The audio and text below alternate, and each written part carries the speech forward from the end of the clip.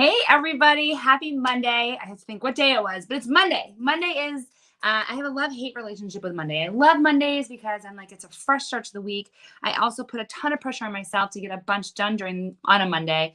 But I'm learning more and more, that, especially with two little kids, that I need Mondays as like I don't get a weekend anymore where I get time to myself like I used to. And so for me, Mondays meant washing my hair, doing my nails, shaving my legs, doing all the things that like I used to be able to do in my free time, which I just don't really have as much of close to any anymore. So it's a big planning day for me. It's like when I plot out my emails, my social media for the week. I'm trying to get much better at that. And also just like making good food, like eating lunch. I don't usually work at home, but I do. I'm trying to on Mondays just to kind of get my life back in order to prepare me for the rest of the week. So really quickly, I just wanted to jump on today because I did something on Saturday night. Now, again, this is like me at my phase of my life. If I ever told my like future self that on a Saturday night I'd be home planning for 2022, I would have been like, whoa, Jackie, what? Hello, Allison. How are you? She just jumped on. That's what I was doing. So I never anticipated to do what I was doing. I'm someone who has never, ever, every year I say I want to plan for the next year, and I've never done it before. So I just thought today I want to talk. I know there are a lot of type A's in here, and you guys maybe are good planners, but today I'm talking to the people who may not be such good planners and maybe who feel overwhelmed at life. And the idea of planning is just so overwhelming. There's just no way that you think you can do it. That's where I am. Okay. So that's where I have always been. I've always been totally overwhelmed by the idea of planning. And, all right, it's Monday momentum. Let's get started. We're going to dive right in. Okay. So here are my tips. So this is what I did. I thought for the first time ever, our business is online. We're not in brick and mortar anymore. We have to make a lot of changes. So we have, November was when we were officially out. So October 31st was the last day in our last studio. November 1st, we were out. We are officially an online business. I will say, teaching 2 in-person events this week. So we still do that. However, not in person in our studio. So our whole business is different. And there are a lot of things in my creative mind of things that I want to do. And I don't know about you, if you're like a creative person, you might have a gazillion things up here. It makes you crazy and you think you can do them all and you just can't. You're not humanly possible. It's not humanly possible to do all the things you want to do if you're anything like myself. So what I did, first of all, it's really helpful to have accountability partners. Like Kaylee is, she's our operations manager. She's amazing because she'll say, reality check, Jackie, that's not happening. And sometimes I'll push back at it. And sometimes I realize you're right. It's not happening. And maybe it's not happening right now. Maybe it can happen later. Like there is something on my plan that I had planned for 2022. And after I did my whole layout, I was like, no, this isn't happening until 2023. All right. So it's on my list for 2023. Okay. So here are my tips, my 5 tips. So first of all, I want to say why I'm doing this. I'm doing this to feel in control. I'm doing this to provide a better product for all of you, and also for our whole team to improve our business. And also just to be completely upfront, we need to make money, right? So we're going to make the most money off of doing what's best for ourselves and our team. Like what do we love to do and what can we do the best at, right? Can't do everything. So gotta condense. Everything needs to, okay. I'm like, what is this? I've made so many notes. So things that we look forward to. So I'm also only putting things on here that I'm excited about. If I'm not excited about it, it's not going to go onto this list of things that are going to happen in 2022. We need to be as focused as we've ever been, which is extremely hard for me. I was diagnosed ADHD. I don't know if anyone else on here falls into that bucket, but I struggle being focused. So this is a really hard thing for me to do. Okay. And, let's see. The other thing that's really important is we cannot put the cart in front of the horse. Okay. So one thing at a time. So here are my top 5 tips. Number 1, when you sit down to do this, do not think you have to do the entire year. That's really overwhelming and you're not going to do it. So just think about what is like one thing you want to do in 2022 and how are you going to map it out, right? Like if I wanted to, we just launched our membership. So when is the next time we're going to open our membership? We're going to open it in the spring. If we're going to open it in the spring, backtrack. When does our pre-launch happen? And where does our pre-launch happen? There's like a whole sequence to that. And I put it on the calendar. What? Like, I know anyone who on here who's watching and knows me, you're probably thinking, Jackie, who are you? And honestly, I texted everyone I know that night and I was like, I don't even know myself. I don't even know. It's crazy. All right. So choose one thing. And the reason you choose one thing is if you succeed at that one thing, you're going to start to do more and more and more. This is what happened to me. I always am overwhelmed because I'm like, oh my God, all of 1 year is so overwhelming to me. But if I just choose one thing, then you're going to be like, okay, bam, I got that done. What's the next thing I can do to plan for 2022? So tip number 1, choose one thing. Tip number 2, this is not going to work for everybody, but if you have a brain like mine, it may work for you. Do it in an environment that you know you're going to get the job done. So I find, this may not work for a lot of you, but I find if I have some TV in the background, right? Like this is something that's like, I need mindless TV that I enjoy. Like, so I had Home Alone in the background.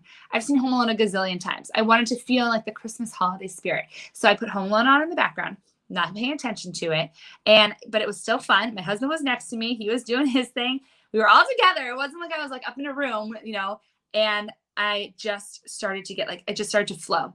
Now I know this won't work for everybody, and maybe this is distracting for some, but for me, I get distracted by pure silence. So it's actually really helpful to have something like Home Alone or some movie you've seen a gazillion times in the background when you're not listening to it. Stacy says, yes, she has in the background too. Wow, Stacy, that is really, I'm glad that we have some great minds think alike here, right? So Stacy's a neurosurgeon, a little different ballpark than myself. Anyway, so that's my tip number 2. Okay, create an environment that you love, whether it's like lighting a candle or being in a private space, whatever space you're going to enjoy, being cozy in your bed. Go get cozy in your bed and choose one thing that you're going to plan, and then it'll unravel from there. Okay, number 3. Don't put pressure on yourself, okay? If you're like, I have to plan the whole thing, you're going to get overwhelmed and you're not going to do it. So this goes back to my rule number 1, choose one thing. Rule number 2, do an environment that you love. Rule number 3 probably should be rule number 1. Don't put pressure on yourself. So I find every single year that I have to make this a huge event, and I have never done it. I'm 36 years old. Do you know how many years I've wanted to do this? It never happens, okay? Now, rule number 4, be realistic. So this is different now than it was even a year ago. So I have 2 kids now. 2 kids, it's like you go from 1 to 2 is like going from 1 to a million. Anyone on here watching, if you can relate, please tell me. So, I had 1 kid. It was like I could always get coverage for him. I knew when he would sleep. I had structure, like semi-structure with 1 kid. With 2 kids, one is a crazy 3-year-old boy. The other one is like learning to walk everywhere. It's crazy. So when I tell you that, like, I don't have weekends anymore, I now use my Mondays as like my me time. Mondays for me time. That's a real thing. So I have to be realistic about what I want in my life and in my business. So in my life, I want to be with my kids. There's certain hours of the days I want to be with my kids. So how do I plan my 2022 business around what I want my life to be? And that's a newer priority that I've never really thought about when goal making before. So, there are a few courses that we're going to be creating, which I'm like super, super excited about and I'm excited to share. One of them isn't going to be created till 2023. And that's really hard for me, but I can't do everything. And that one really is around like moms and kids working, or parents and kids working together. Like I really want to do something to teach parents how to do art with their kids. And I can't do that right now. Like there are other things that have to come first. I also have to like get better at the things that I'm doing. Not just me, each of us on our team. We all have to get better at the things we're doing right now in this new business before we start to take on a million things. And that's only to the benefit of us and also the benefit of you. Okay. Then also don't restrict yourself the first round. Okay. So, hold on. How many things did I get to? So number 1 is to plan only one thing at a time. 2, do an environment that you know you're going to get the job done. 3, do not put pressure on yourself. So just kind of know, don't put too much pressure on yourself to do it. Like it'll get done. Number 4, do not restrict yourself. Oh no, be realistic. And number 5, don't restrict yourself the first round. Okay. So I did this on Saturday night. Now I need to go back and edit it more. I need to share it with my team. I haven't done that yet. And so, I'm back to the like, oh my God, when am I going to do that? I'm feeling overwhelmed thing again. So I need to plan a date that is going to have to happen in the next week or so. We're so busy because of the holidays, but this is extremely important for myself and our business. And so I have to do a round 2. So kind of think of it like round 1 is when you're like in your pajamas watching Elf or whatever you want, and you're just kind of throwing things on a piece of paper. And then then that's your round 1. And then round 2 is when you go at it with your team and you do like you kind of go through the whole thing again. And then part of that is also put things on a calendar. So like as part of round 1, this is how I was able to weed things off. Oh, hello, Leah. This is how I was able to weed things off. So like so what I did first, I know this is really messy. And you guys, okay, first of all, I have this beautiful binder. This is my new thing. I think I'm in 3rd grade again, but it's awesome. And I divide up my notes. So I made a little sticker so it feels personalized. I put colored paper in, and then I divided it up like my to-do list, general notes, social media, membership, courses. Now, courses we haven't started yet, but we're working on them, so it's just open. And this goes into my general notes section, in case anyone was wondering how I'm like a really ADHD person. And one day I'm going to teach a course for creative art, ADHD artists on how to run a business, because I haven't figured it out fully yet. But I think I'm getting there. So if anyone here is interested, you got to let me know, and you can be my like private study. So what I did first is I kind of wrote out like things I wanted to do. And then I wrote out like 2022. This got messy. I don't know what the difference between this and this. I think I just started writing things out, and then I'm like, okay, Jack, focus. What is just going to happen in 2022?